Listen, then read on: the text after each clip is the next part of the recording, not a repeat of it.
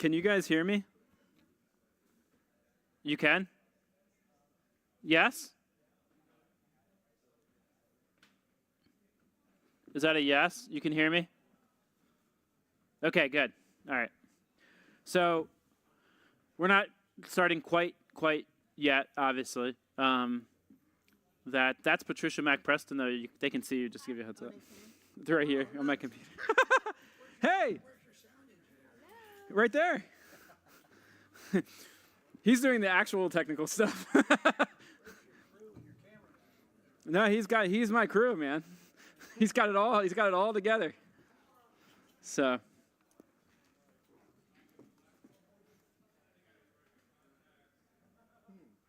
what's up?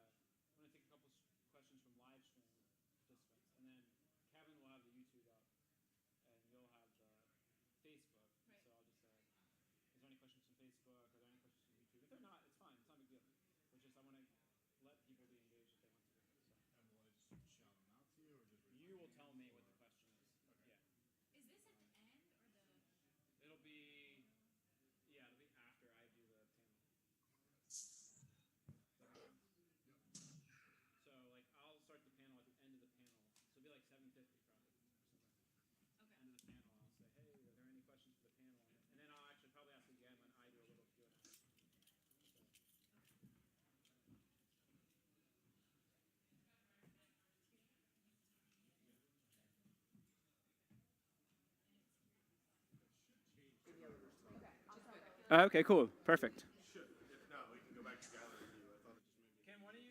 Can you guys try to talk visually?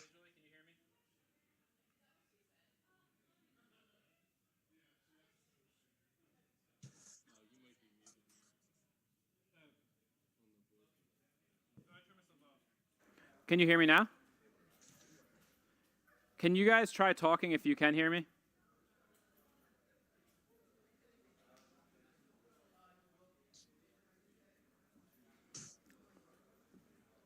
Can you hear James? There's Rohair. Yeah, it looks like that's happening. Yep. Yeah, I could hear. I just can't understand clearly. Sign language.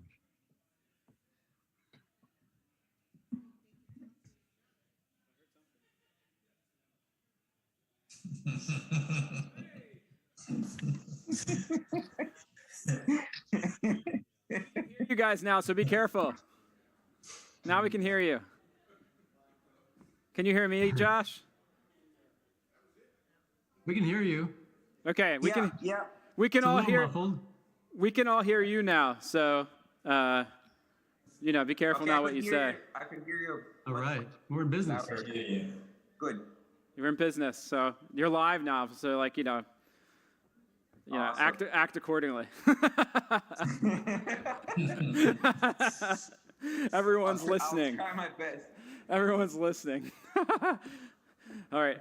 We're not ready quite yet to start, but we'll start in probably 5-10 minutes.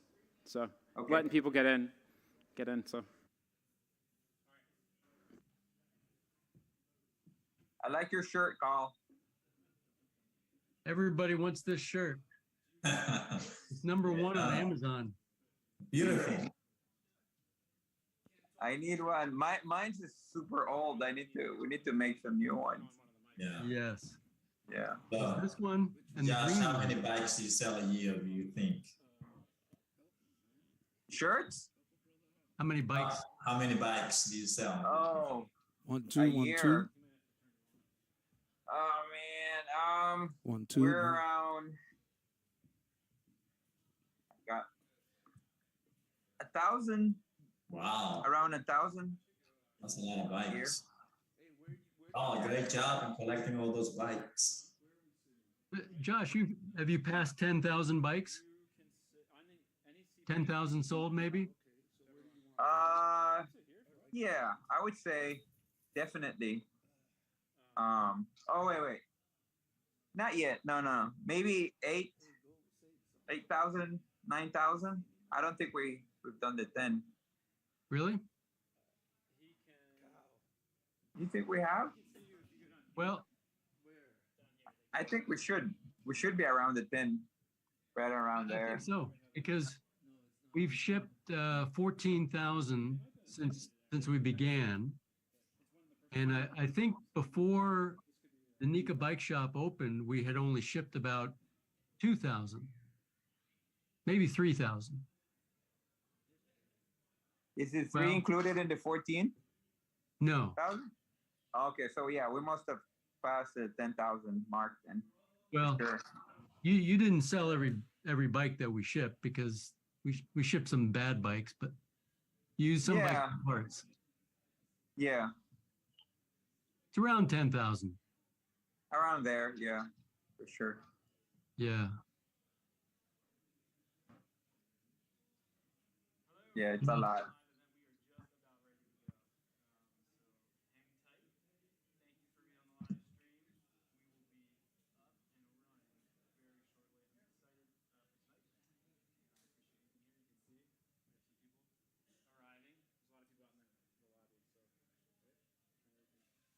Anyway, yep, so hang tight. We'll be on soon.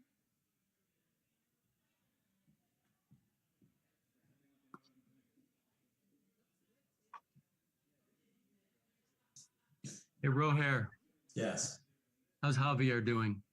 he's growing. He's growing very fast. So He's a good-looking eight. boy. he's 8. He's like a 97 percentile of his height. Oh, good.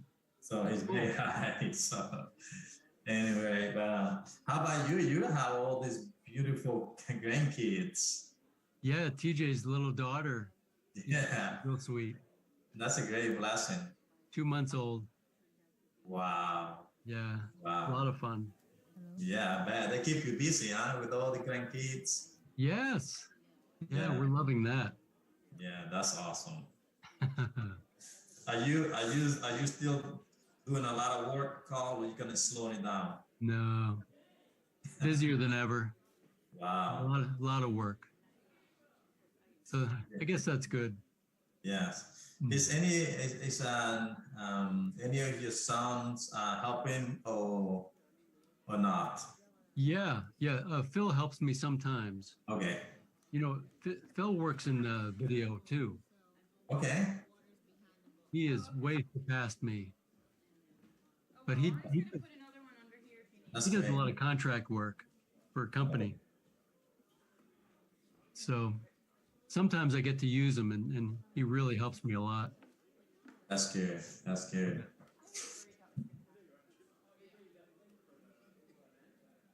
You remember my son, Nathan? Yeah, Nathan, how are you doing? He just got married. Are you serious? Wonderful girl, Oh, that is wonderful. missionary girl.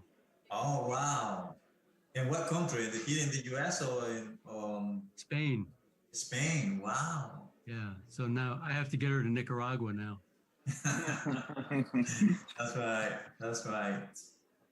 That is true. How old is he? Same age as Nathan. They're both 27. Oh, okay. Yep.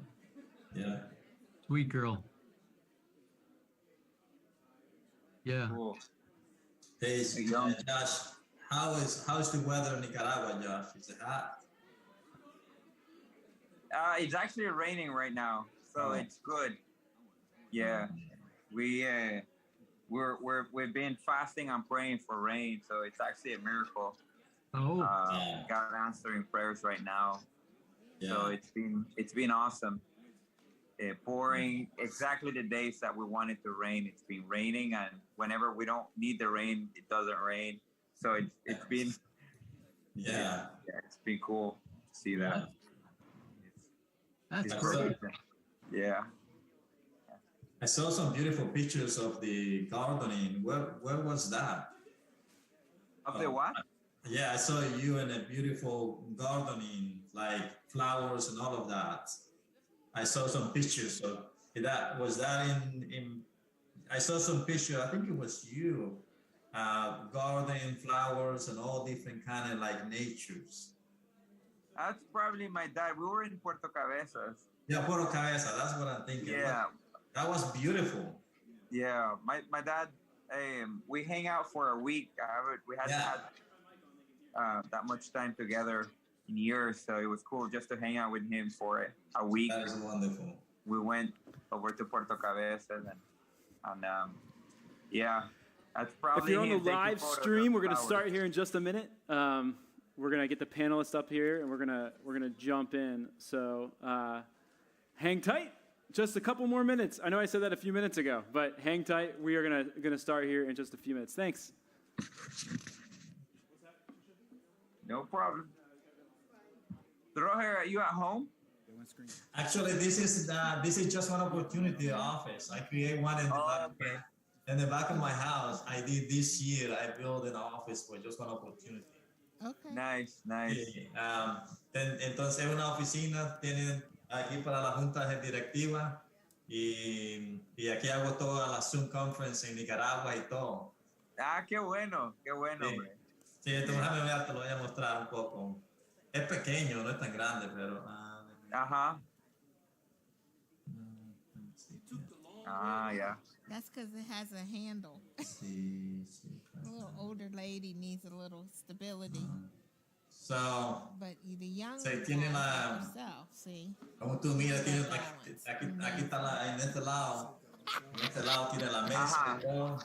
Ah, En qué este lado tengo perfecto. en este lado tengo aquí como miras, aquí tengo para hacer las reuniones y Sí, está perfecto. proyectar y todo. Sí, Está perfecto, hombre. este año la hice porque tenía... Sí, pero es lo que está pasando. Excited. Qué bueno, qué bueno. Tenemos que crecer, estamos tratando de alcanzar bastante gente en Nicaragua. Qué bueno que siguen, sí. A pesar de todas las dificultades que han habido estos años, qué bendición, porque Tenemos 60 estudiantes. ala, 60 Bastante. estudiantes. sí. Y trabajamos Está bueno. con 18 maestros también y 18 comunidades. Ajá. Y los 6 pastores. Esperamos que podamos hacer los uniformes este año. Vamos a ver cómo Josh, ¿no sabes que hicieron una carretera? la hicieron ya. Ah, Pero me contás después. Ok. Quiero saber. Pero bueno. I'll introduce quick introduction to each of you guys, and then you gotta look down. Roll with the questions. Is that Tim? Yo! Hey, Tim! Hey! Oh, you are? I recognize those short. No. Huh? Tito, you're so bad. I can't hear you, Kyle. We gotta change the sign. There you go. No, you did. I had to get you because you got it all in your mind. Here was my idea. That's what I'm saying. Oh, see? Yeah. What's going on around here? Hola, jefe. Can you hear me? Yes, I can hear you. How you doing, Tim? Español. Tienes que hablar español. No habla español, mi amigo. How you doing? You doing good? They can't hear you unless you talk into your microphone, and it's muted, so they won't hear you until the event starts either. Unmute me for 1 sec. Okay. Hola, mi amigo. No habla español. This feels like a real Nicaragua event. ¿Cómo está? Yeah, I know. ¿Cómo We se love llama? ¿Cómo se llama, mi amigo? Can you hear me right here? Oh, Can man. anybody hear me? Oh, Brady's lying. No one can hear me. It's all right, Brady. Use the output cause you conundrum.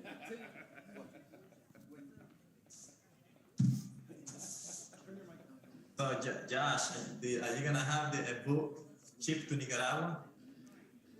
Well, I think James is coming pretty soon, so I guess I'm getting a copy soon. I bought 30 books, so Oh, nice. I'll give it some to the board and some to the donors. So, let's see. Hey guys, Roher, Cal, and Josh, we're going to start here in like 2 seconds, just to give you a heads up. So, I love the shirt, by the way, Roher, just one opportunity. So. Oh, thank you. Well, hey, welcome.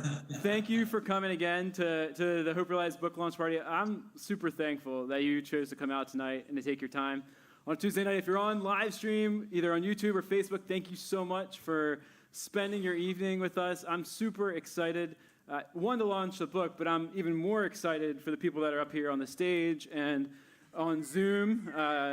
We have a few people that I'll introduce here in a minute. So we're gonna start the night out with a little panel discussion with a group of amazing people that are working with people that are impacted by poverty and hopelessness, which is exactly what I talk about in the book, Hope Realized. So I'm super excited to introduce them to you, and we will get rolling here soon. But I'm going to start off our night just with a quick prayer.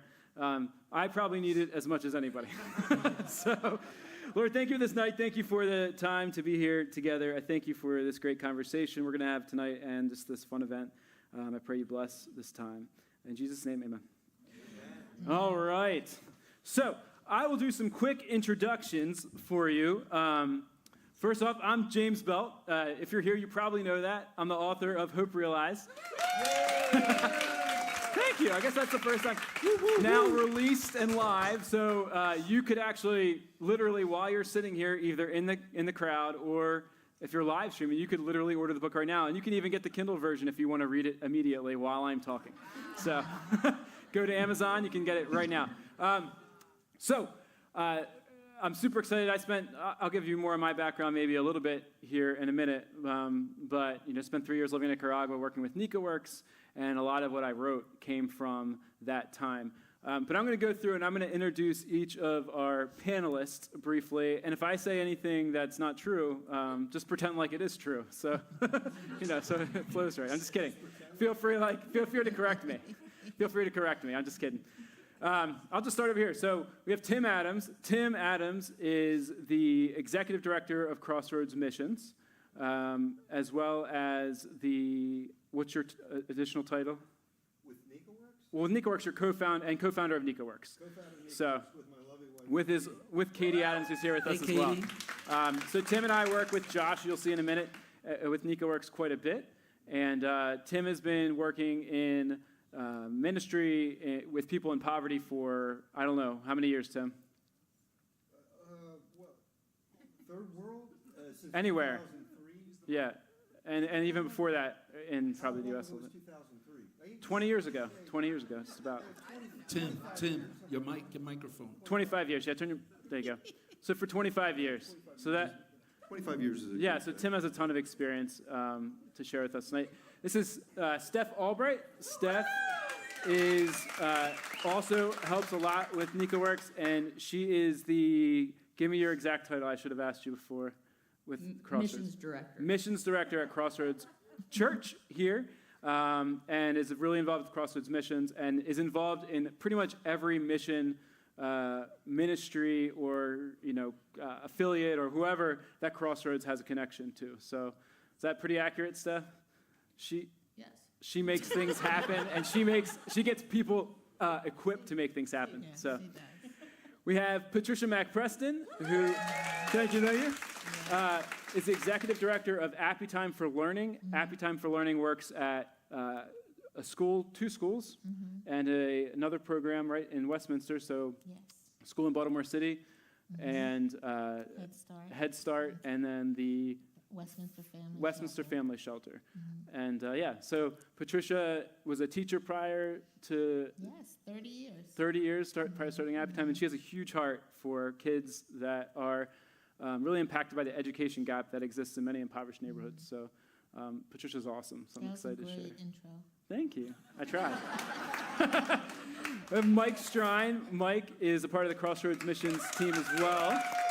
He is the director of Crossroads, co-director, director of Crossroads. I didn't know if Karen had. Is Karen here? Karen has me. No, I'm more just a figurehead, really. Of Crossroads Community Center, which is really close to this campus where we are right now, if you're on the live stream, and works in a particular community in Westminster that is affected a lot by poverty, and quite a large population of people from Latin American countries, from Central America, and they do a ton of work with ESL and food distribution and just loving on people in that community. So anything else you'd add, Mike? No, that's pretty good. All right. And we have Tito Matos. He's our translator for tonight. No, I'm just kidding. He does speak Spanish. Yo voy a traducir But Tito Matos is the executive director of Justin's Place, as well as involved in tons of other ministries and missions, Guatemala ministry. I could keep going on, but has been involved working again with people that really need hope for many, many years. And Justin's Place is a recovery program, spiritual recovery program for people here in Westminster, Maryland, that does amazing work with guys that are in their program, that are trying to transition and move from their life where they're suffering with addiction to living what God desires for them, a thriving life. So anything else you'd add? No. All right, cool. Now I have Roher. He's the one on the screen right now. So this is Roher Orozco. Roher is actually from Nicaragua, and he is the executive director of Just One Opportunity, an organization that works with 18 villages in a remote area of Nicaragua, in northern Nicaragua. Hey, Cal stole his thunder. And Roher is an amazing guy. He grew up in Avianas, one of the villages he actually works in, and works a lot in education, discipleship, and just equipping people with opportunity, both spiritually and practically. So thank you, Roher, for being here. This is Cal Covert. Cal Covert, he is on the board of directors. I think he's president of the board, right, of NicaWorks. And he also is if you see Nica Bike Shop, his reason for being here, yeah, right, is he is the most prolific bike collector in the entire world. He gets the bikes to Nicaragua from, I don't even know how he does it. I mean, it's like every time we ship. Cal, how many bikes have you shipped? Do you know? 14,000. How many? 14,000. 14,000 bikes over the past 10 plus years. And so that's an amazing feat. And he basically helped create the Nica Bike Shop and helps to sustain it and is a huge part of the team, as well as lots of other stuff. Bike shop doesn't happen without Cal. Basically, if Cal doesn't do what Cal does, they can't sell anything. So, and then we have Josh Jensky. Can you say something, Josh, so you pop on the screen? Is he still on here? Yes. Awesome. All right. Hi. There's Josh Jensky. Josh, he is the director, the field director. I actually call him the executive director if you were on a little live thing I did earlier today. So I gave you a new title, but you're the field director of NicaWorks. And Josh lives in Nicaragua. He's from the East Coast, from Bluefields, Nicaragua. And he is married to Flavia, his wife. They're expecting a child in about a month. And Josh, NicaWorks works both, again, in practical and spiritual hope. Works with people in Nicaragua. Josh also is one of the owners of the bike shop. We have another project called Frutivera, equipping people with agricultural skills and creating basically a sweet corn, if you're familiar with sweet corn operation there. And we work in quite a few different communities with NicaWorks, again, bringing practical and spiritual hope. So Josh is awesome. I've known Josh basically since I lived in Nicaragua. We met just before I moved. And so anyway, thanks, Josh, for being here. Anything you'd add? No, that's good. Awesome. Man, I did okay, guys. All right. So I'm going to ask some questions here tonight, and a lot of the questions, the panelists, it's not secret surprise questions for them. Somebody said this kind of looks like Oprah, the setup. I thought that was pretty neat. I didn't do it, by the way, so that wasn't a compliment to me. That was a compliment to my amazing wife and her people that helped set up, so thank you very much. But, yeah, you can give her a hand. but we're going to talk a lot about the book and the concepts of the book, and the questions are basically from that. So I'm going to go ahead and start. Question 1, I'm going to go to Patricia MacPreston. So Patricia, in Hope Realized, I talk about the connection between hopelessness and poverty. How have you seen this in your work with people living in poverty? Well, it's just like you said in your book. The families are very focused on the daily needs. Will we have enough light? Will we have heat? You know, all those things. So they really have a difficult time looking beyond what the basic daily needs are. And so a lot of times they miss out on some of the gifts that their children have because they're so focused on just providing for their family. Even in school, we have a little boy who was a kindergartner, is reading 3rd grade level. And when I talked to him, he said his aspiration was to be a worker at the Dollar Tree because that's what he saw. His dad was at the Dollar Tree, but he had so much potential, but it wasn't shared with him either at home and even in school. Yeah. The teachers work very hard in those schools, very hard. Another example would be a child who struggles with learning to read letters, learning their letters and sounds. But then when we do our special days with them, our special days are to help them see beyond. Yeah. So we have a day that's STEM Day. So we do activities with architecture, electrical engineering, with Play-Doh and electrical wires, which is pretty fun. They have a good time making That's lights awesome. come on or bells come on. Yeah. And then we say to them, this is something you can do as a job, as a career. And they look at us like they never even considered it. Wow. And they haven't heard of it. Yeah. So that's one of the things that we like to do. Besides the academic piece, Yeah. we like to come in and bring extra days of fun, but also that give them a vision of what else is out there and what's available. So this little boy, he had a hard time with letters and sounds, but when it came to coding, it was like this with him. Wow. He just picked up on it naturally, and so our job is not just to tell him and to bring that truth to him, but also to bring it to his family, to bring it to his teachers, so that all together we can just help the vision of our children who are limited. And really it's because of the daily grind that their parents have. Thank you. Yeah, I love that. I love that picture of just kind of giving them a bigger picture of what's possible for them. That's really cool. Thank you so much. You're welcome. Would anybody add anything else? So have you seen this in your work with people living in poverty, the connection between hopelessness and poverty? Even on the Zoom, if any of you guys want to jump in for a minute. James, I go back to this first question you brought, this between hopeless and poverty. And I think you mentioned a story in your book about Brenda.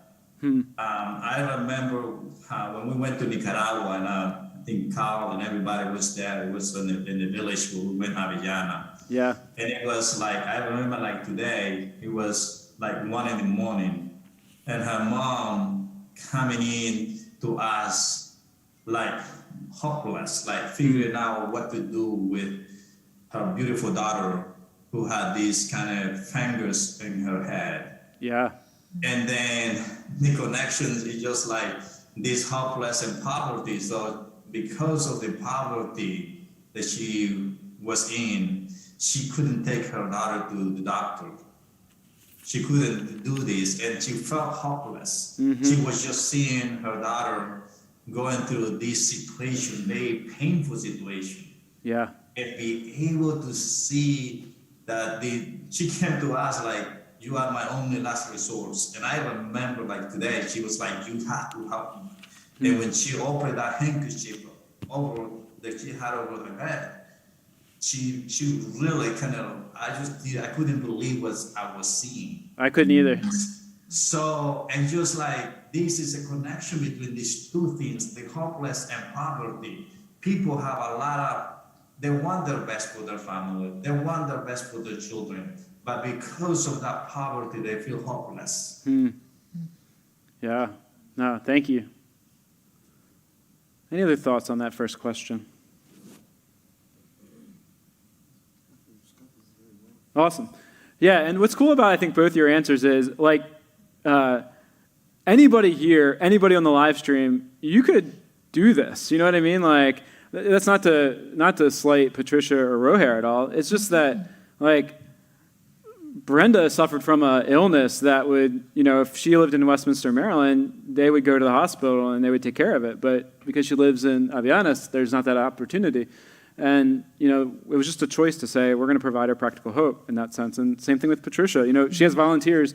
She even lets me volunteer. So if I can do it, you can do it. I'll take anyone. If I can do it, you can do it. So I would just encourage you, like, I would just encourage you, if you're listening, like, you can be a part of this.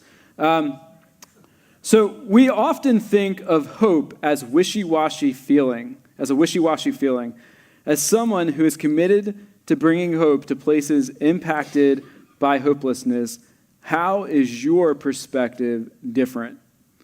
Is there anybody that question? I was thinking you, Tito, actually. Yeah, I actually have, I'm taking from your book, page 75. Awesome. It says spiritual hope is grounded in the reality of a creator that's bigger than us, both individually and collectively. Not only that, this creator created us with the best intentions, desiring us to become the best version of ourselves. Yeah. I thought, wow, what a great definition. Because when in all the years that I've been working with people, I tend to be a crier, right? So the best kind are, right? Yeah. So even if I preach or whatever, or I share, or I teach, or I'm counseling, and I hit upon truth, I start to cry. And the people like, why is this guy crying? and the reason is because I'm believing what I'm saying, that I know that if they grab onto a bit about what I'm saying, because I'm speaking about Jesus, I know that transformation is possible. Yeah. And that's what excites me. And that leads me to that the spiritual reality of the person of Jesus. Without that, there really can be no hope. So when you define creator and you define without him there. So I've seen it in also where what I call the lights go on. Yeah. When someone comes to us and they lost their children and, you know, they got all kinds of issues, they owe all kinds of money and nobody trusts them or nothing like that. And when that light goes on to the possibilities that they think that they can be loved and that there's hope, there's just something that happens transformatively, not only in their lives inside, but you can actually almost see it. Yeah. Physically, that something just happens.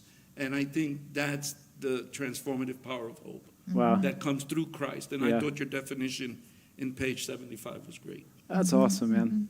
I love that answer. Yeah, and I talk about that a little bit more, just to add on just briefly. I won't take much time away from these people, but, you know, sometimes it can be misconstrued that, like, hey, you know, you get hope and it's like that idea that, well, everything's going to be okay, or you have Christ and everything's going to be okay, and it's not that. It's the ability to see beyond the present circumstances and push through them with this hope that, you know, that Christ is bigger than them, that there's hope for me, there's spiritual hope for me that I have. Right. So that's awesome. Any other thoughts on that question?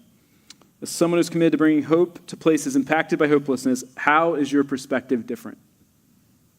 I have a thought. Yes, thank you, Steph.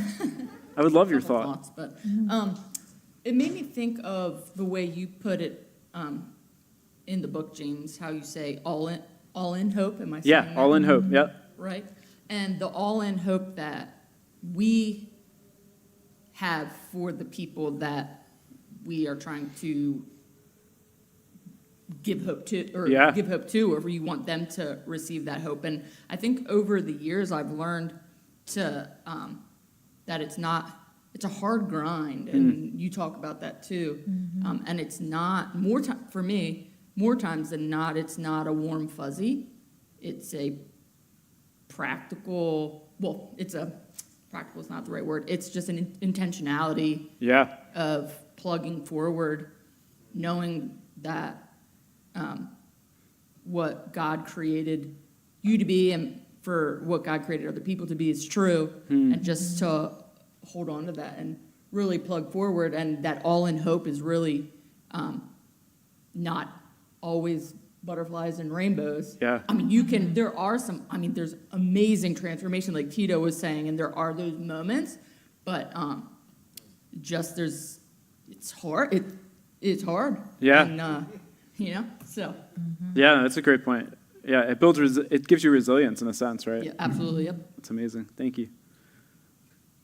Tim. Yeah, just one other, just Yeah. quick thought that- the thought popped out of my head. I'm crazy. You may come back. What we were talking, Steph talking about the grind. Yeah. Yeah. Yes, I know what I was going to say. I think what I've learned in my life, as someone who desires to bring hope to others, is that I don't know if you can bring hope to another person without it costing you something. Yeah. And, when you said wishy-washy, that's what that made me think about, real hope, tangible hope is going to cost you something. Yeah, that's so true. Because Jesus says so.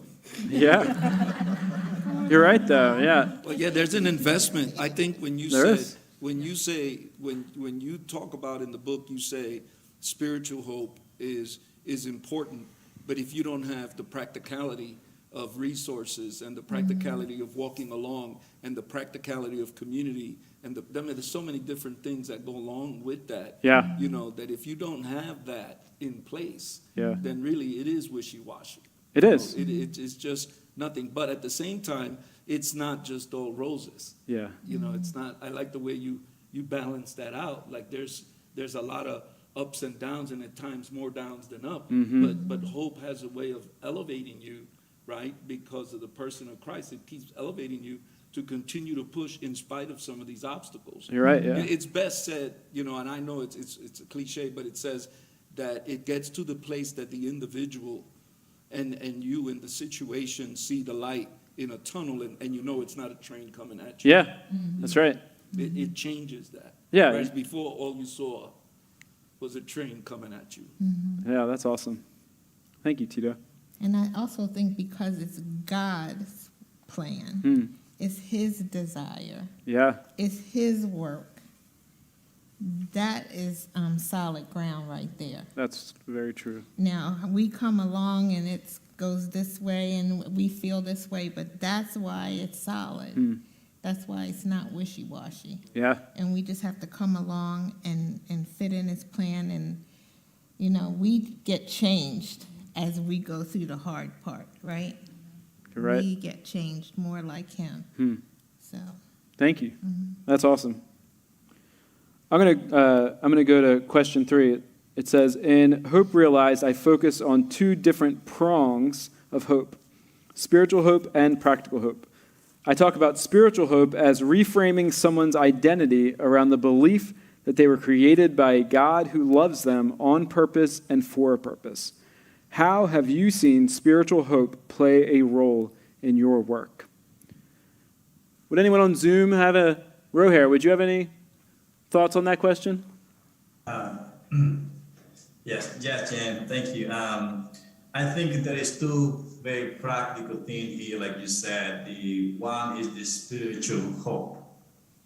And the spiritual hope that we can be able to see, is first it has to be from the Lord. Yeah. Number one, I'm working in remote villages of Nicaragua, James. Most of you have been to those villages. And sometimes when you go there and you bring a team, everybody get excited and they think that you bring all the solutions to what they're looking for.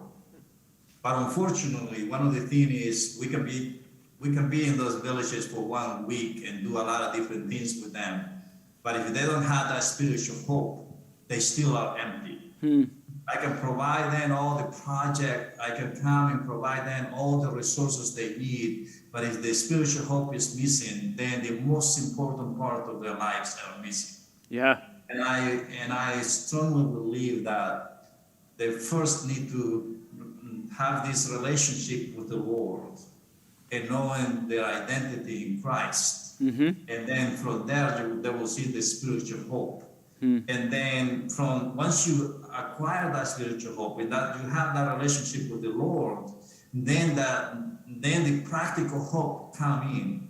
We see it like that. We've seen people coming in from knowing the Lord, their saviors, and then finding opportunity like getting an education and be able to get the skills that they need to find that practical hope and be able to have those basic resources they need. Yeah. But they first have to be able to have that spiritual hope that is in Christ. And I've seen it that sometimes people come in for answers to you, and I feel like I can't provide you the answer. None of us can provide you the answer that you're looking for. But if you come to Jesus, He will give you the hope that you're looking for. Yeah. And through there, I believe that when we put the Lord as our main priority in our lives, then the rest, whatever is our gift and whatever the Lord has given us, then we can be able to experience that hope that we're looking for. Yeah. Awesome. Thanks, Jorge. Anybody else on the jump in panel? that. Yeah. I'm going to refer back to your book, of course. It says, that's why we're I didn't here. pay him to do this. I'm just kidding. It says, it is a belief that there is a purpose to this life and that you are here for a reason. It allows the seemingly forgotten and written off to write a new story. That's powerful. It says it changes everything. And when we think of scripture, right, 2 Corinthians 5:17, therefore, if any man be in Christ, he's a new creature, all things are passed away, all things become new, right? The hope is that you're looking at your life in such a different way because now there's purpose where there was no purpose, and there's reason to get up in the morning. Yeah. And so the idea here, when you say, man, you get a chance to write a new story, that, that only comes through the truthfulness of that scripture, that once you come to Christ, there is that change that takes place, that changes the way you see things. Yeah. And sometimes for some it's dramatic, it's I've heard that instantaneous, and then for some it's been that journey, and then those aha moments like, oh man, I can do this, or you get inspired. Yeah. But I like the whole idea of the writing the new story. That's the awesome. hope behind that. Thank you. Thanks. Hey, I just wanted to add Yeah. real quick, and this is it. Just a little. I just had to say something a little bit about Roher. He's in the book, so that's what I was saying. Yeah. I encourage you guys to read the book. Read the but I was book if just you want to know thinking, more about Roher. Probably no one's read the book yet. And I just wanted to say briefly, when you hear Roher speak, I mean, God has done like just an incredible thing in his life. He's done incredible things in all of our lives. But when you hear him talk about Avianas, that's the village that he's from. It's a remote village with no electricity, no running water. He met Jesus in a mission church in his village, and God told him to go to school. And he found a school. We won't tell any more of the story, but he was, 12 years old or something like that. And he found a school that was 7 miles away, and he had to swim across the river to get there. But that's how he started getting his education. Now he has an MBA from Regent University down in Virginia and a bachelor's from Old Dominion University. That's awesome. And he will never forget about the village. So I just want you guys to hear that background. When he talks about spiritual hope being the most important thing, I mean, God can do anything. Yeah. Amen. He just spoke into that guy's life. There was nobody else around. Right? Except the pastor, I met the pastor. Now I'll be quiet. But I just. No, that was that's great. a- You don't have to be quiet. That was awesome. Because the book's full of like one cool story after another, but. I That's just wanted to awesome. Throw that out there about Roher. Thank you. That's beautiful. James? Josh, is that Josh? Yeah. When I read the word reframing someone's identity, I think we are, as sons and daughters of Christ, we are called, like it flows from us to bring hope to people, right? That's what happens when we finally get the identity in Him, and we find out who we are in Him. Just flows of sharing that hope, right? And I think it goes both ways. Even because I've been in the position where I've been trying to bring hope to people without having the hope within me, because I didn't have the identity of who I was in Christ, right? But having that clarity and understanding who I needed to be in Him made the whole thing different.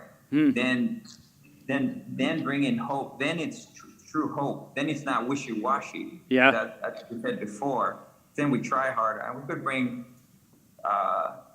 what's the word, like temporary relief, feelings.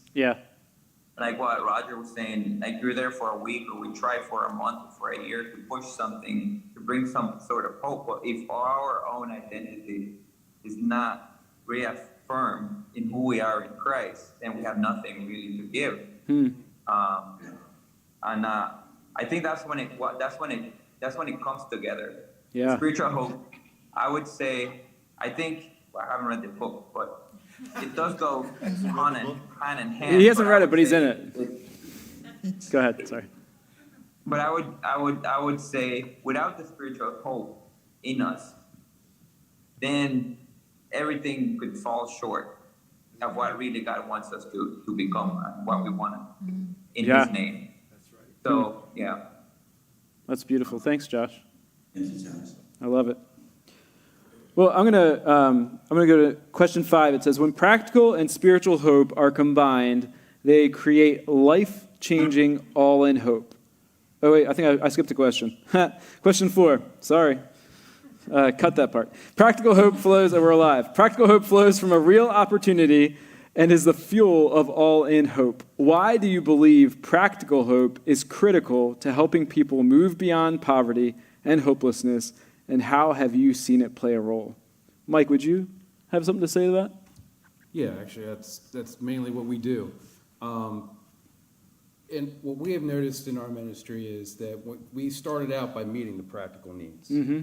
And what that did was it gave us an opportunity to build relationships, and then we were able to actually speak into spiritual hope, where before that we weren't being really listened to, because it was just a cultural barrier. But when you start loving on people and you start with just meeting those practical needs, it made everything just kind of come together. And we've had several girls who started out in our kids club that, at one point I had a basketball team, and she wanted to change her name to our last name. It was kind of cute. But and she was like the little spokesperson for the community center. Oh, wow. Yeah, she was pretty That's awesome. But the report we would get back from the school system, like she was a trouble kid. She was a kid they had a lot of trouble with in the earlier years of her being at the elementary school. And by the time they were in the middle school, we were getting reports that she was one of their better students. Wow. Because she was much more focused. We were able to speak into her life, and it was all started with the fact that we started by meeting the practical needs. That's awesome. Thanks, Mike. Oh, can I speak to that? Yes, I'd love it. Thank you. This kind of goes along exactly what Mike was saying. And meeting those practical needs, I'm thinking community center when I talk about this is it helped develop not only relationships with the kids, but the adults and the caregivers of the children, whether it be grandparents, aunts, uncles, moms, dads, because that was hard, right, Mike? Like you did, there were parents that just would like look at them and not want to engage at all. And I remember it was Christmas, and I was being cynical about the Christmas presents. And I was like, man, this is okay. Like this is a lot. But one of the young lady's moms, like came to Karen in tears, and this was a lady that was just cold, like stone faced, like didn't talk to us at all, and was in tears and was just like, thank you for allowing my children to have this joy and this celebration. And it was a gift to her to be able to see the smiles on her kids' faces. And it was a practical gift that led to a trust, I think, that was huge. And then she ended up inviting more people to ESL classes and stuff. So it was just a huge picture of how something tangible and practical can lead to trust, and then trust and hope. Yeah. So, That's Yeah, awesome. and she wound up calling us family, familia. That's Yeah, neat. she was like familia, and That's yeah, beautiful. that was a really awesome moment. Cool. yeah, she was a tough nut to crack. That was a good one. Yeah, I wasn't sure if she was going to assassinate us or what. That's hilarious. That's awesome. Well, I'm going to keep us going a little bit here. So when practical and spiritual hope are combined, they create life-changing all-in hope. Why do you believe the combination is so powerful? And have you seen it play a role in your own life? Josh or Cal, would one of you mind speaking to this? Come You on, go first. Calvinator. Okay. Cal. How about Cal? Yeah, on that topic of practical hope and spiritual hope, the person that comes to my mind in Nicaragua is Jorge Orozco. And Roher, maybe you can help me fill in some of the parts of the story, but he grew up at the Casa Bernabé orphanage in Nicaragua, and he was a very quiet young man. He was one of the teenage boys that we were working with, but he had a lot of struggles. And I'll never forget one day at dinner, Jorge came to dinner and he had this mortified look on his face. I said, Jorge, are you okay? He said, well, I just had a meeting with a man. This man said to me, Jorge, I'm your father. Wow. Jorge said, no, you're not. He said, Jorge, when you were a baby, I couldn't afford to raise you. I gave you to this guy. But I'm your dad, and I just wanted to meet you. Wow. And then the second dad couldn't raise him either, and Jorge had to go to the orphanage. And this sort of thing happens in Nicaragua. But he had a lot of pain in his life. But years ago, Roher set up a mentoring program in Nicaragua that was really good, working with NicaWorks. Jorge had a mentor named Guillermo. I'm talking. Real life. Sorry, and that was good, and it was helpful to Jorge. He learned English. He studied hard. He actually ended up finishing school, and he got a very good job at an import-export company, and the practical was coming together for him, but Jorge was still lost. He still had a lot of bitterness, and that just hurt me so much to see that he was kind of getting his life together, and by Nicaraguan standards, he was doing well. He bought a car, he'd come a long way. But I stayed in touch with Jorge, and I prayed for him diligently, continuously, just that Jorge would have true hope, spiritual hope in his life. And I think it was 2 years later, it might have been 3 years later, I was texting with him. He said, Cal, I want you to know I've joined a church, I'm in a men's group, and I just got baptized. God took hold of my life. Wow. And man, I almost burst. But he told me that. He was complete. That's awesome. And it was like he was a new person. Wow. And he left that company, started his own computer business. And it's just thrilling. Every time I touch in with him, how are you? He says, I'm doing well. God is just blessing me. That's awesome. Thanks, Cal. That's wonderful. Well, I'm going to go to question 6 just to keep us kind of on time here. But in Hope Realize, I tell people to get in the game by being curious, determining what they bring to the table, getting connected, and taking a step. What allowed you to push beyond the self-doubt we all feel about our ability to make a difference? How would you encourage someone who is unsure if they really have anything to offer?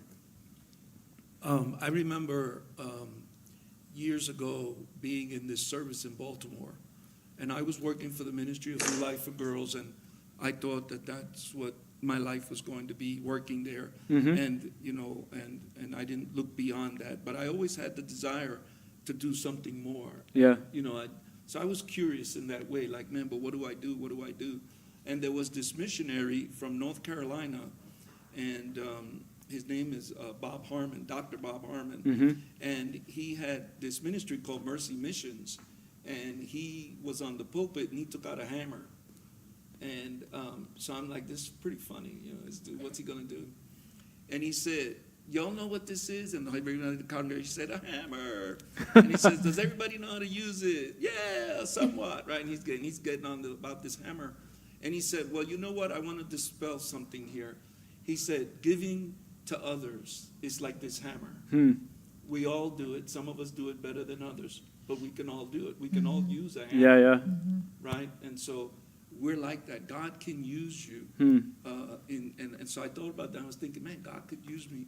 So then after the service, I went and I talked to him, and I said, man, you know, I think I want to serve where you serve.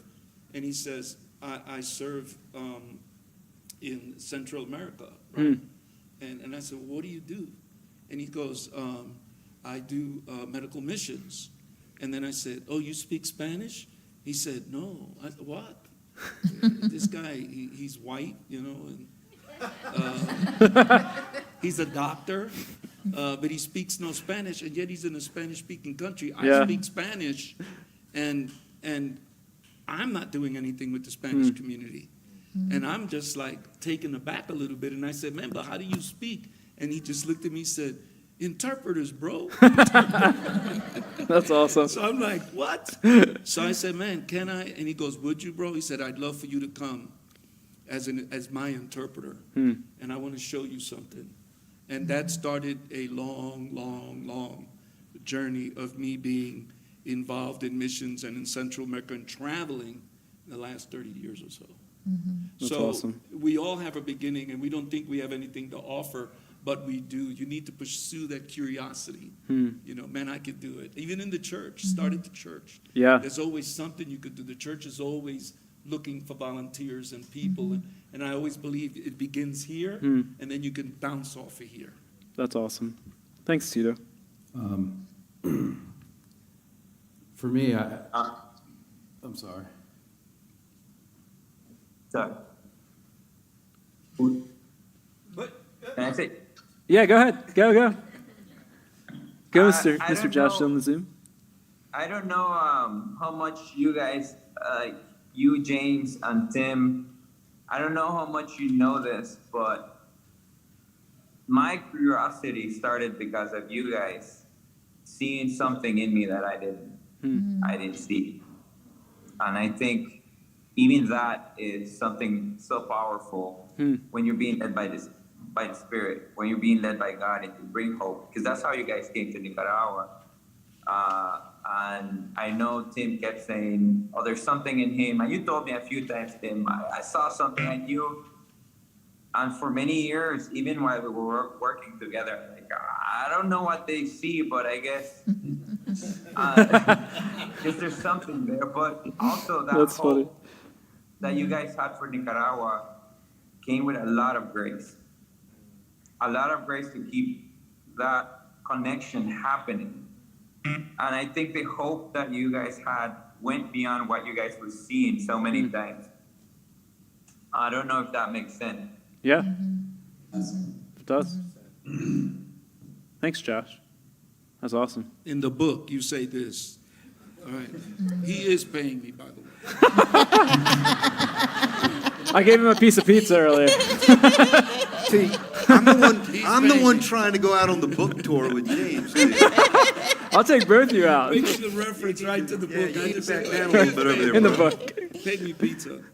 Listen, it says practical resources turn, this is page 92, it says practical resources turn into tangible hope when real investment Yeah. of time, direction is made in the potential of a person. And it is a willingness to fill up the tank and say, I believe in you, by walking along with them on a journey. It's that investment. That's what Josh is talking about. Yeah. You saw the potential, right, while he was a screamer. Right? We know the story, right? He's one of the,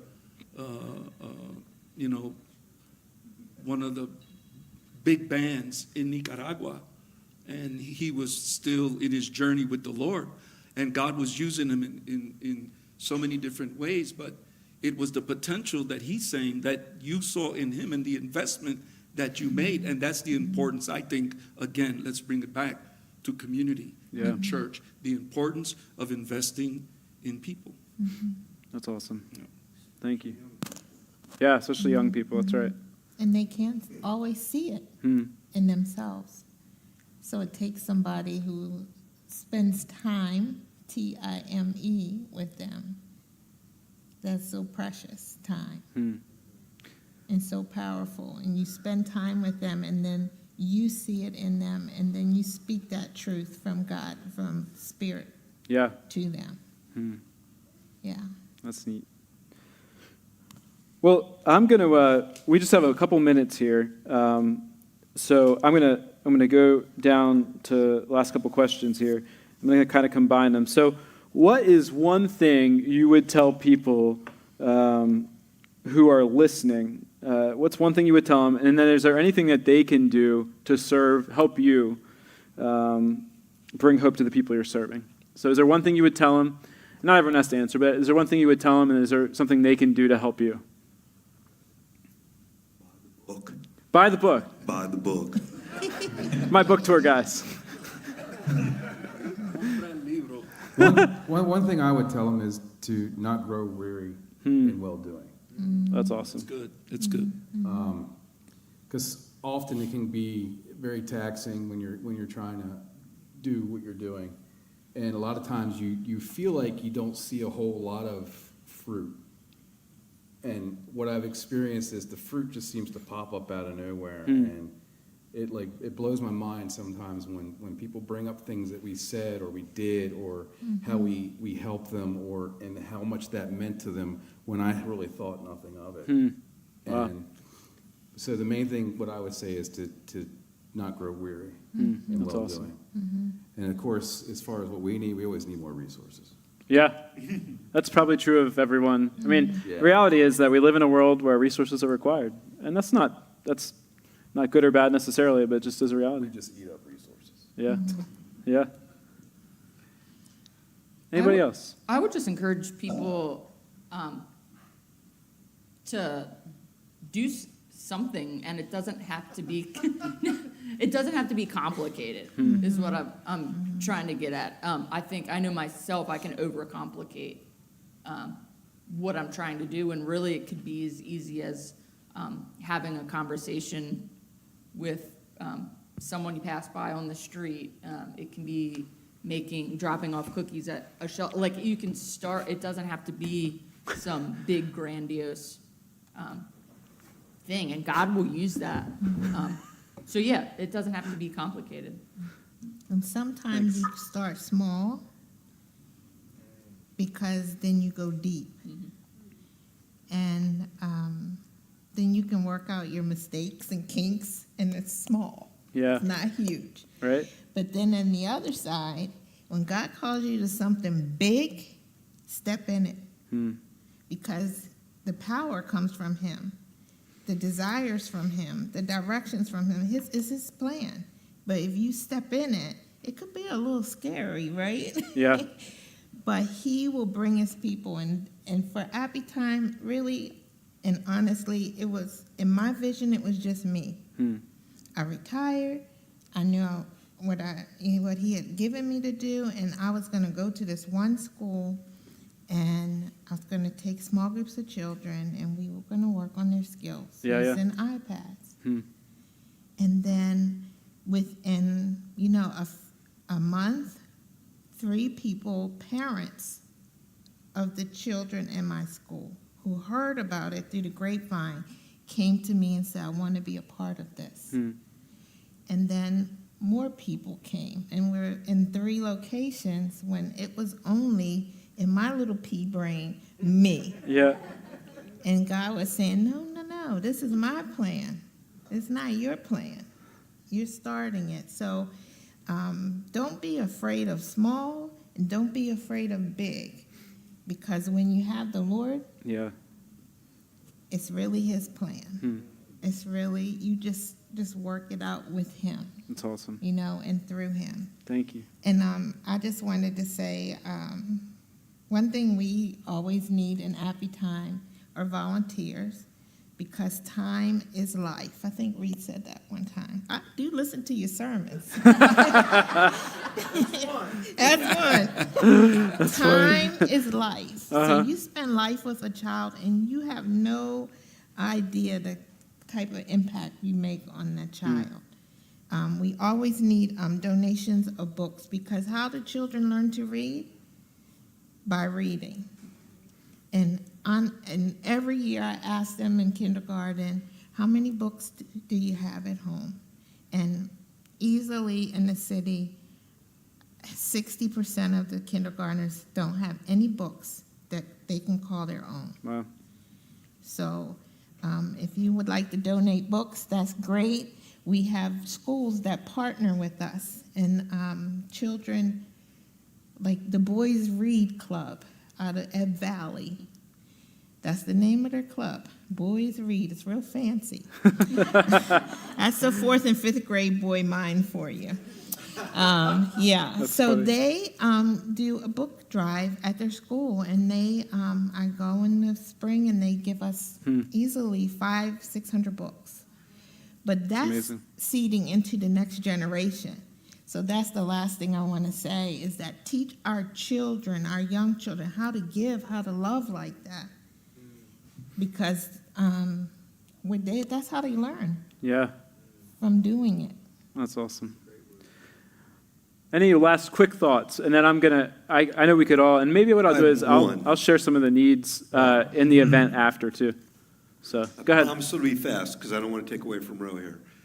The one thing I would just encourage, because I was thinking just along the lines of what Steph and Patricia were saying, when just starting with something, I would just say start with, don't worry about what you're going to do or how you're going to help. Just start with getting to know somebody that's different than you. Yeah. From a different culture, different places, had a different life experience, and just get to know them. I think God will use that That's awesome. in a huge way. I think So, you're right. with that, sorry, Ro, here, go ahead. Right here. I think one of the things is that it doesn't have to be complicated. And first, have to listen to the Lord. And the second is, I remember Tim Allen. Tim, I will be honest with you. I would have never done just one opportunity if you just didn't be just a friend with me for me during that time. And just being there, it doesn't take that long. It doesn't take.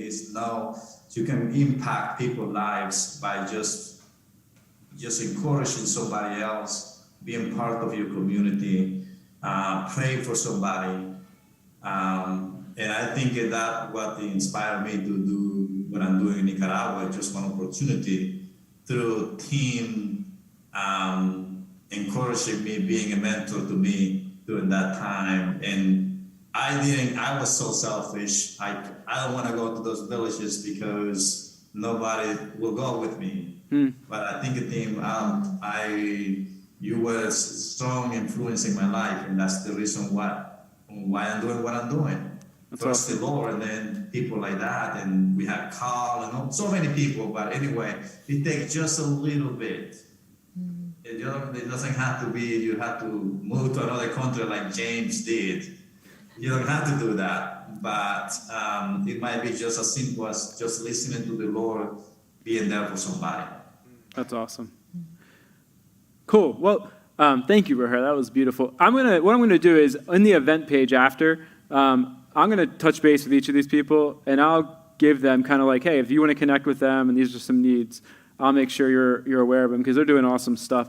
But before we close out this little time, and I have a special treat that hopefully will work after this that I forgot to tell Brady about. So sorry, Brady. That I'm gonna change Zooms, Brady, in a second. Probably isn't a big deal. But I want to give the opportunity for one question from the in-person, the local crowd. So is there someone here that has a question they'd really like to ask? Josh Smith, in the front. Perfect. I know you guys have in your book, but I'm going to talk. The main thing is James. No, you can't. I'll have a question for me. You got to ask these guys questions. No, this was James. All right. How long you made this book? 7 years it took me to write this book. Labor of love. Thank you. Thank you. Any other? Josh, that's a great question. It is really, actually. It was. I could explain if you want to talk to me about the journey. That was a journey. Josh, he started that book like right after the first time I met you, which we can talk about later. It was That's in right. Nicaragua. That's a lie. If you don't know Josh Smith, he's like my brother. So. I know James since I was born. That's right. That's right, because he was born after me. So,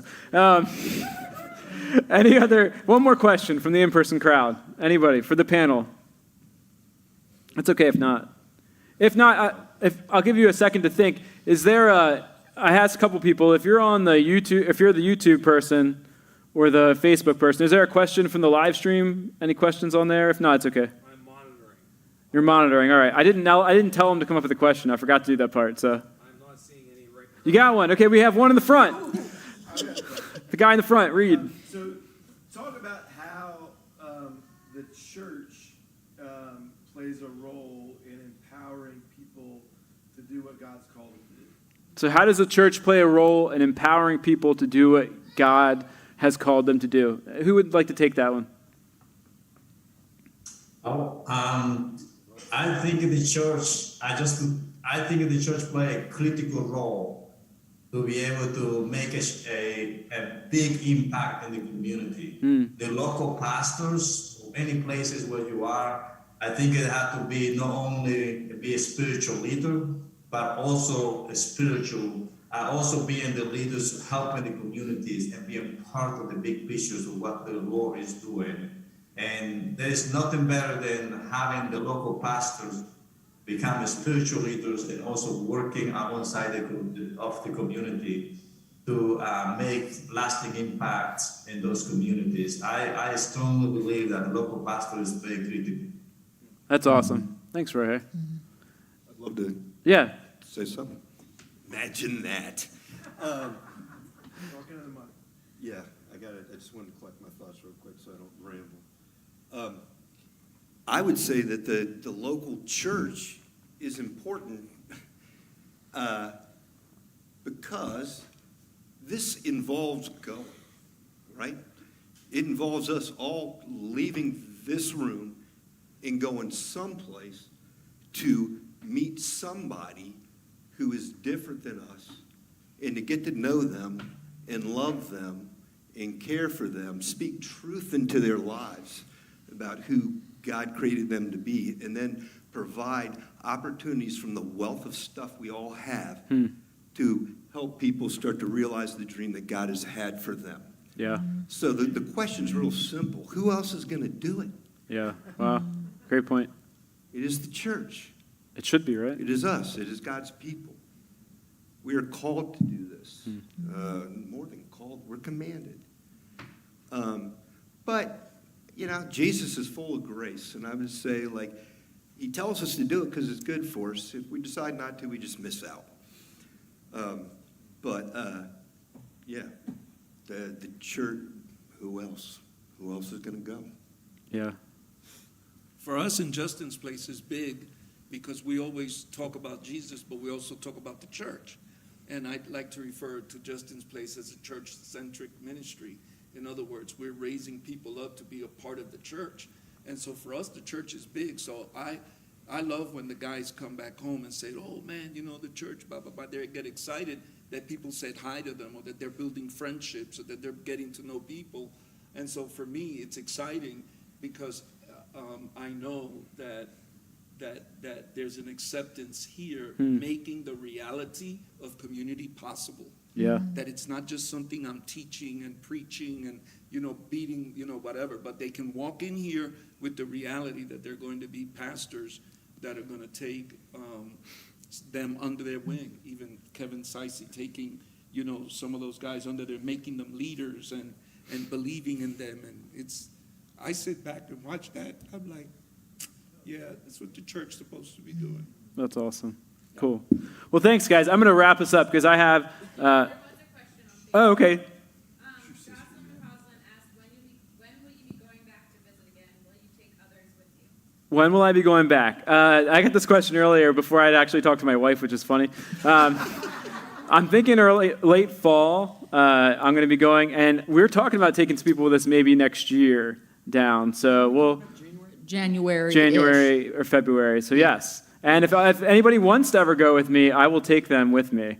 And if you buy, you count too. And if you buy, I'll make the sales pitch right now. If you buy 1,000 books, I'll take you on a tour of Nicaragua and I'll pay for it. So. Bulk sales incentive. Hey, I want to thank everyone, the guys on Zoom. Thank you so much. These people are making huge impacts in our world today, and they're amazing people, but they're also people like you. And so you can do the same thing. You can make an impact with your life. It may not look the same, but you can make an impact, and it's important. We all need to bring hope.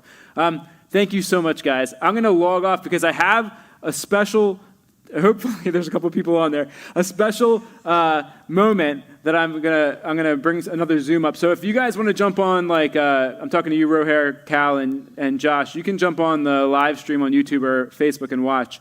But I'm actually going to bring in some people on Zoom, maybe. So thank you, panelists. If you can give them a hand. I'm not trying to rush them off, but I told these other people that get on like right now, actually. And so thanks, Roher, Josh, Thank you, Cal. James. Great job. Congratulations. Thank you. Thank you. Thank you. Bye-bye. See you guys. Bye. See you. Bye-bye. Oh, they're gone. Okay, so this, if anybody gets on, hopefully there's like one person at least. I didn't announce this to anybody prior to this, but I invited about 30 people, and I'm hoping maybe like a couple of them log on, from Nicaragua to jump on here because, and I'll tell you, whether they jump on or not, I'll tell you right now, I invited them on to be a part of this because I wanted you to meet people that brought hope to me, that like allowed me to write this book. And so I wanted them to be a part of this night. I told them between 8 and 8:15. It's 8:17. But you know, más o menos in Nicaragua. So, so if they jump on, we'll see. It's also, there's a lot of challenges technologically there as far as like getting internet. And I actually got a text from Maria Jose, a good friend of ours. Josue. She was? Okay. So some of them are on. We'll leave it up for a minute. This is like real life because I really have no idea if any of them are going to jump on. That's okay. But even if they don't, I'll tell you right now, and we can all see if you see somebody pop up, you tell me. I just want you guys to know that, and I want you to know if you're out there in Nicaragua, that you have brought hope to me, and that you've made a difference in my life. Ustedes han hecho un diferencia en mi vida. Y esto es muy importante y gracias por lo que están hecho en mi vida. I don't think anybody's getting on, but that's okay. But they've done amazing things, and my life's different because of them. And so I want you to know that and know them. You didn't get to meet them tonight, but just know that there's a whole group of people that wrote this book, maybe not with their hand, but in my life. And so thank you to them if they're on Facebook and not on the Zoom. So thank you, panelists. You guys can jump off if you want, or you can stay up here. It's up to you. If you like just kind of being on the stage. That's cool. You like standing under these lights? I'm going to do a couple of quick things. We are going to get cake soon. Don't worry if you're here locally. If you're on live stream, maybe get your own cake. I don't know. I'm sorry. Virtual cake for you. But if actually, I need one person to help me. I need somebody from my book army maybe to grab. There's a box in the very back where all that stuff is, and it's got some books in it, and it has one book in particular that has like spots where I was going to read stuff from it. I don't have it. So before I do that, I wanted to open it up for questions and answers for me. So if you have a couple of questions for me, and if you're on the live stream still, Brian and Kevin, if you're still on YouTube at all, if there's questions live stream wise, let me know too. Is that the one with the papers in it? Could you get me the other ones too, actually? Sorry, I didn't make that clear. I need this one first, though, so. Well-oiled machine. Huh? Oh, that's okay, yeah. Thank you. Yeah, I didn't give a lot of instructions. This was kind of a last-minute idea I had, and, well, it's okay. But she's awesome. If you get the chance to meet Maria Jose, she's amazing. She's a great friend, and does great work in Nicaragua. Questions for me, though, about the book, about what I'm... Yes, sir. I know you're doing a good job about this book. Thanks, man. I know you since day one. You did. Well, I was born before you, but yeah. Yeah. I'm just kidding. Also, what about The actual books. The books. I know the young pastors Uh-huh. coming up, like Jono and Kevin and those guys. What they doing for you? Yeah. What are they doing for me? Yeah. They're encouraging. Well, they're not quoting my book all the time like Tito. I mean, if they could do some of that, No, just kidding. Honestly, they encourage me a lot. I'm encouraged by their heart for the community. It's easy as a church to kind of say, like, it's about us. And I think every single pastor here at Crossroads has a real heart for not just the people here in the community here, but for the community as a whole, and extending the hope that we have here to the people in the community that really need it, that are impacted by hopelessness. And so, yeah, that's a good question. Thank you. Another question. Yes, Heather. So, James, you have 2 kids. I do. Barrick and I are in student ministry. I'm not. He is. You are sometimes, right? Sometimes I'm part of student ministry. So what does Hope Realize, the stories that you're telling here, how do those impact how you're raising your kids and how you want to influence the kids here in the church? Oh, that's a great question. Yeah, I think one is if you read when you read my book. Read my book, by the way. You can get it. It's on Amazon right now, if you want to get it. You can even get the Kindle version as I talk and read it. But that's a great question, because in my book I talk a little bit about my story and how, looking back now, I didn't realize this at the time, maybe, but the role that practical and spiritual hope has played in that. And so the people that have invested in me, my parents, my grandparents, mentors, even people that are here tonight that have invested in me, that has played a huge role in me understanding my identity, having a reframed identity, who I am in Christ, that I is made by a God who loves me on purpose and for purpose, and then providing practical hope in the form of tutoring and jobs and all that kind of stuff.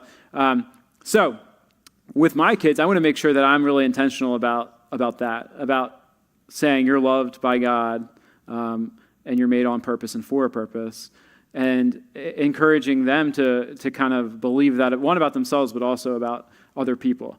And then encouraging them to think about how can they use their life to make a difference in someone else's life, whether that's practically or spiritually. So is there something they can do even now? Like my daughter, and this wasn't my idea at all, but she made like a drink stand because she wanted to give money to the kids in Nicaragua.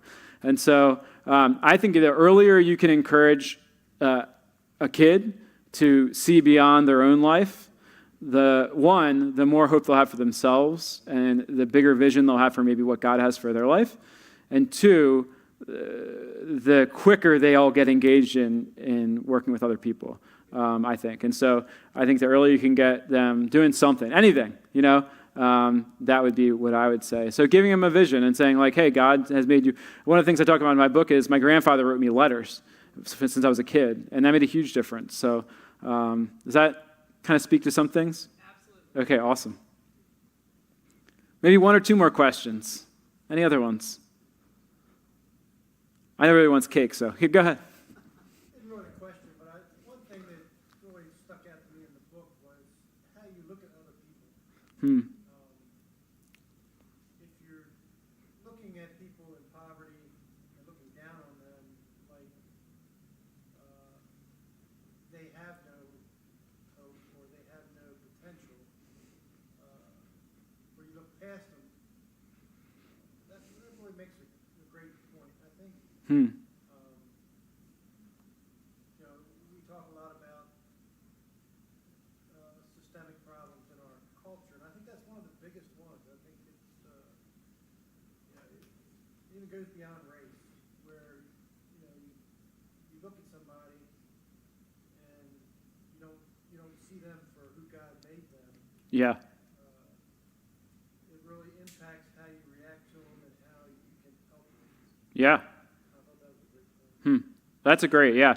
One of the things that I don't know if I wrote this in the book, it occurred to me later, and I should have written it in the book, but was you often treat someone the way you perceive them. And so if you perceive them as hopeless, you're going to treat them as such, even if it's subconsciously.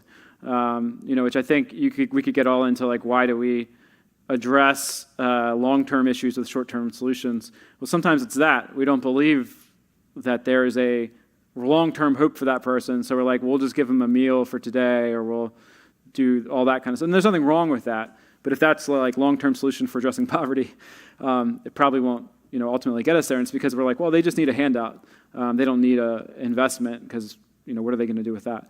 And so I think the way we perceive somebody, and one of the things I talk about in the book too is being curious. And I say, be curious about what your perception is about people in poverty. Like, ask yourself that question really.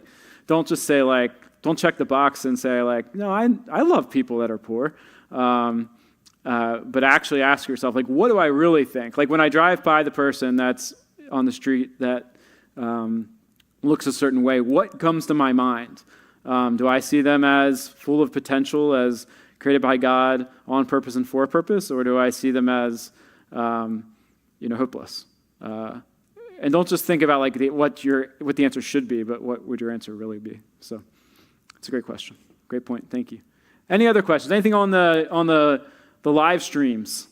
Any live streamers out there? Or are they like my Zoom people? I'm just kidding. I know there's some of you guys out there. Somebody just said that they had served in El Salvador and they can't wait to read your book in perspective. They believe there's probably some amazing parallels. Wow, that's awesome. Yeah. I've had some great conversations with people. Actually, I did a podcast interview that went live on Monday, and the guy I was talking to, he actually told me, I think I'm going to go to Costa Rica this fall. And it's just some neat conversations about different ways people are engaging. So, yes? Talk about how fear was a part of your journey. And from, like, I remember going under the bridge for the first time or making the move. How did you deal with fear? What part did that play? Yeah. Well, it played both a negative and a positive part, probably. Fear has played a huge role in the journey, in the sense of just realizing that one, I probably look crazy to some people, some of the things I was doing, and just like the fear of perception, and two, like, am I really making a difference? You know, the fear of like, am I wasting my time? Am I wasting my efforts? Is anybody really gonna care that I'm doing this? Even the people I'm trying to serve, is it really gonna make a difference? And things like going under there's a bridge here in Westminster that we had the opportunity, there's people that live under it, and we had the opportunity to go and visit them, or moving to Nicaragua. I had to really ask myself, the fear was, and I had legit fear in both those cases. And so, I mean, one of the times I walked on the bridge, I was by myself, and I'm like, what am I doing? Which, you know, there are people too, but it's just a natural reaction, right? And so, but what I'm saying is that in making those choices, I had to ask myself, did I really believe that God, one, had called me to do this, and that those people deserved an opportunity and a reframed identity as much as I did? And if I believed that was true, then I had to push beyond the fear that I had. And the question and answer earlier today, somebody asked me about like discouragement, and that was, I moved to Nicaragua. I went through some hard days when I was like, what am I doing here? Because I kind of went down with the whole idea of I'm not going to have an exact like a cookie cutter plan of how I'm going to do this necessarily. We had stuff going on, but so there was a lot of fear of like, am I really going to make a difference, and why am I doing this with my life? But what I found is that when you make that choice, when you say, okay, I'm gonna go, despite my fears, that's where life is often found. It's being willing to take that step that gives us life, and that kind of allows us to experience life in a way that we wouldn't otherwise. And so, yeah. One more.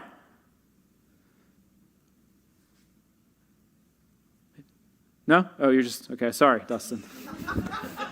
I'm looking out for any movements. I'm like a auctioneer. Hey! So taking you down that road there, Uh-huh. how do you deal with people that lose hope that you've worked with, and not failure, but... No, it's failure in a sense, yeah. It's okay. They're not going down that path that you need them to go down, or want them to go down. Yeah. How do you move on from that person? Or... Well, I think so. It's a great question, yeah. So it's hard, one. It's never easy to do that, and I always struggle with that. But what I would say, what I've learned over my time is that I have to be willing, I have to commit to my part, and I have to give all to what part I can bring to it, and then I kind of have to leave the rest in God's hands and up to them. Because I can't change anyone.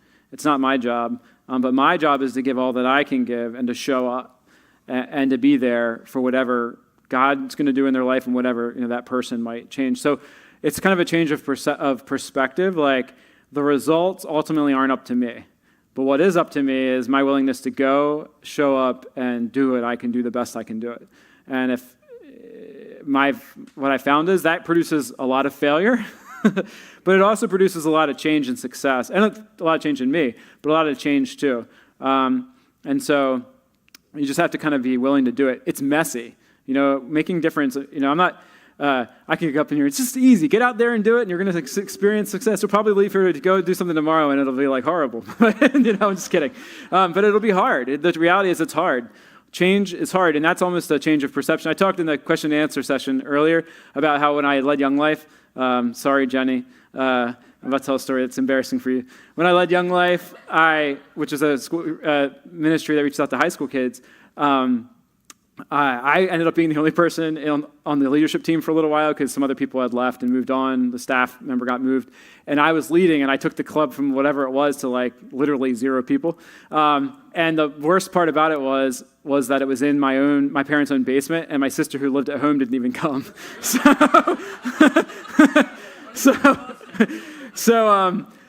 what that taught me is that I had to just show up. Like, I was doing everything I could. I can tell you, I was doing everything I could. I was showing up to the games like 5 days a week. The teachers were asking me like, what are you doing here? And most of them knew me because I went to that high school.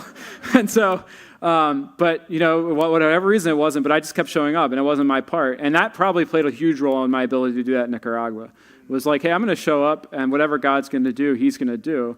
And whatever change is going to happen, it's going to happen.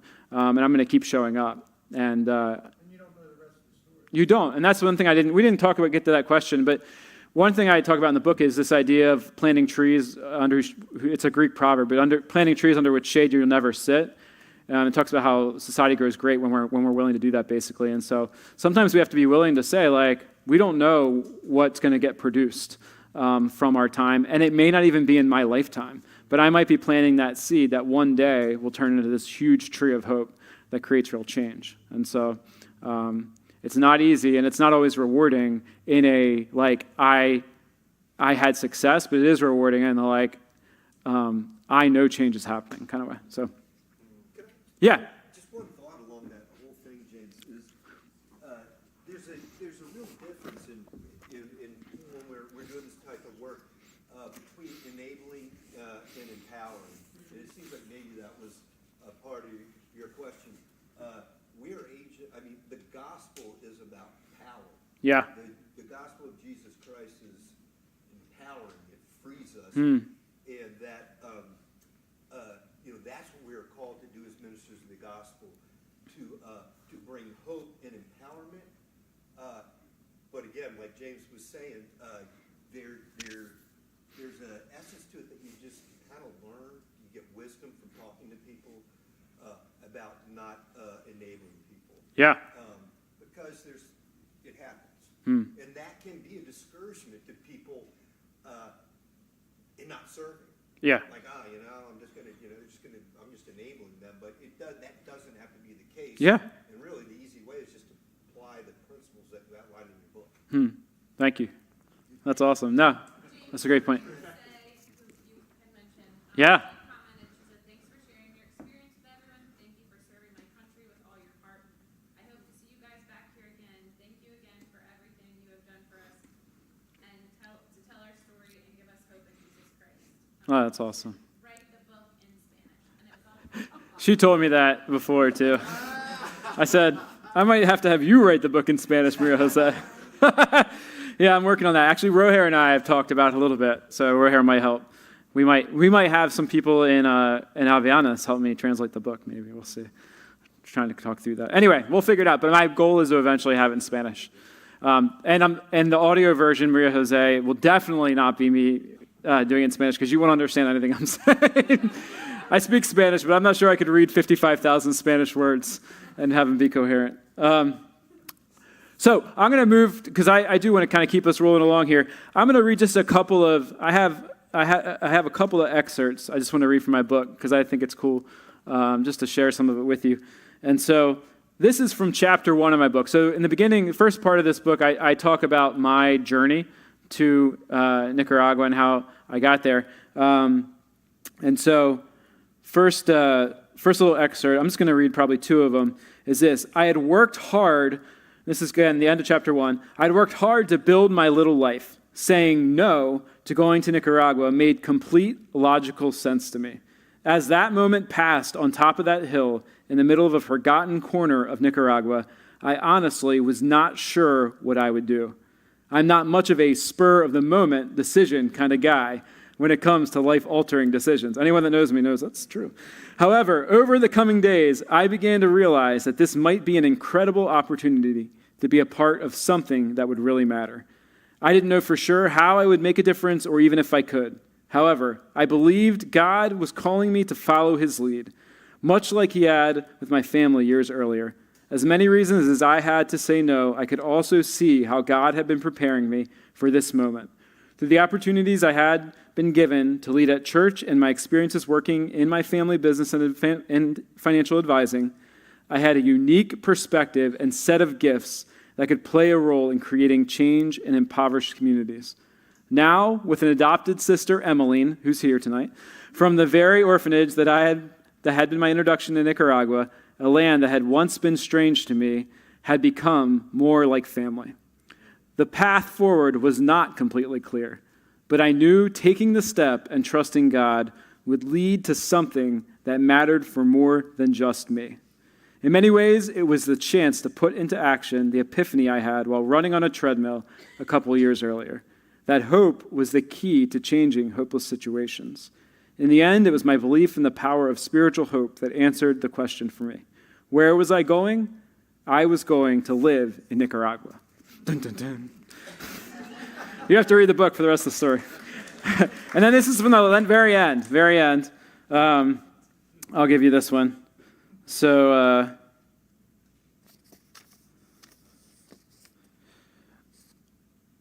sorry here. I have wandered at many times, reaching for shiny objects I knew deep down would fade in time. However, I have always found my way back to the one source of spiritual hope powerful enough to overcome the hopelessness of this world, Jesus Christ. Maybe you find yourself searching for spiritual hope. Maybe you would even call yourself a Christ follower, but find yourself disenchanted with the church. Wherever you are on the spiritual spectrum, might it be worth a closer look at Jesus? The world may be broken, but in my experience, the spiritual hope he offers changes lives. My belief in the power of the spiritual hope when combined with practical hope has become real to me as I have seen it work in Nicaragua. In many ways, the poverty I saw overwhelmed me. I was happy to play soccer with kids at the Puente de Amistad orphanage, but I didn't see myself changing anyone's life. Despite my doubts, I kept coming back. As I developed relationships with people in Nicaragua, my understanding of poverty and hopelessness began to develop. The more I understood, the more I realized the people I was meeting were just like me. What was different? I had not grown up trapped in the lie of hopelessness. The more I realized the role practical and spiritual hope played in a person's life, the more I saw opportunities to use the gifts I had been given. I went from feeling helpless and overwhelmed to feeling empowered to be a part of a solution. As I continued to take steps forward, the hope I had for those I was serving continued to grow, as did the hope I had for myself. This hope is what led me to live in Nicaragua and keeps me engaged today. Today, almost 14 years after my first trip to Nicaragua, I have never been more convinced about the power of all-in hope in my life, your life, and the lives of the poor. Change is possible, even in the face of something as big as poverty. It starts with taking one step forward. We often think of poverty on a worldwide scale, but in the end, it comes down to individual people. In helping others overcome the lie of hopelessness, we realize our lives have meaning and purpose. In case no one has ever told you, your life matters. Like me, I believe you will find hope for yourself in being part of providing hope to others. Change is possible. Hope wins the day. So that's the end of the book. You have to read the rest. So thank you. And thank you for being a part of this. I'm going to do one thing, and then we're going to move out. I'm going to, outside in the lobby, if you're live streaming, I'm sorry. But there's cake. We're going to cut a cake that I have out there. There's a bunch of desserts. There's some more food. And there are picos, if you haven't had one of those. They're kind of like a variation on picos. But they're basically a snack that I used to love to eat in Nicaragua. They're a pastry. So check those out. There's some candy, some Latin American candy out there that, again, you could find in Nicaragua. I thought that'd be kind of fun. So feel free. And there's bookmarks for everyone.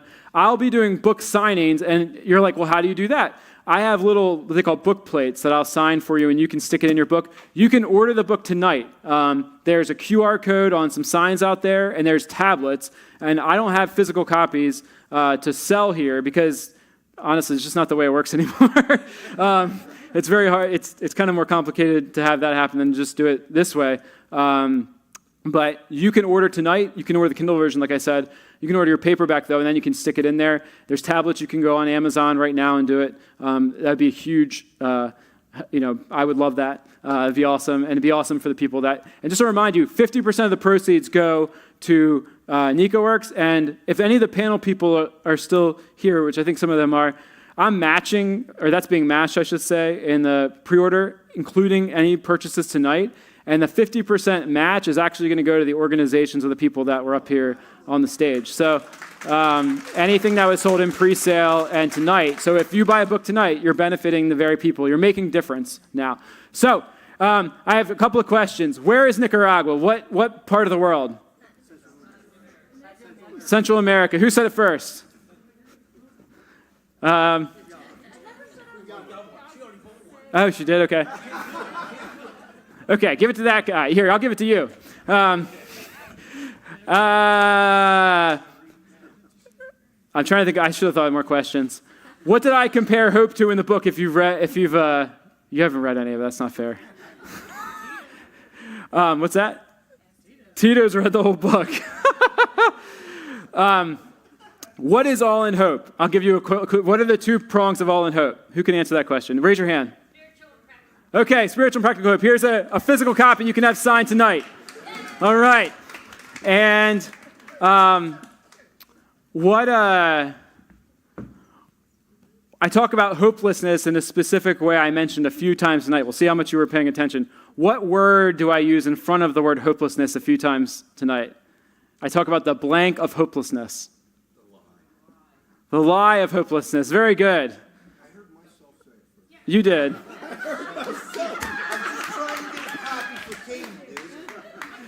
The lie of hopelessness. So here, physical copy. I think you were the first one to say it, Susan Belt. You can give it away. You can give it away. So that's it. Thank you. Feel free to grab it. I'll be out there signing. Thank you for your time. Thank you, everyone that's live streaming. Feel free to hang on. Appreciate your time. Yeah. Eat cake. Oh, wow. Okay. Oh, and hey, if you're here, thank you to Brady, who made all this happen technologically. And thank you to Jen, my wife, and all the people that helped set up, because I didn't do any of it. So thank you. Man, Woo! great walk. Thanks, man.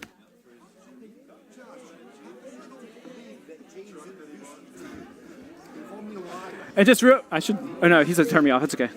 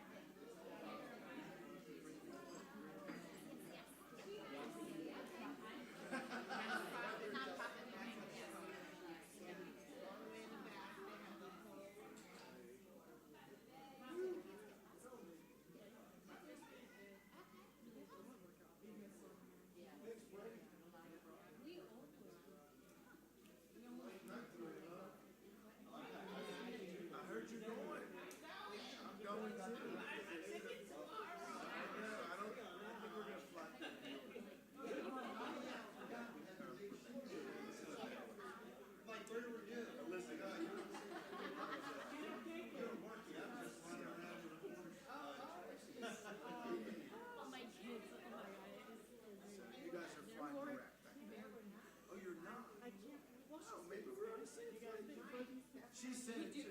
She said me to say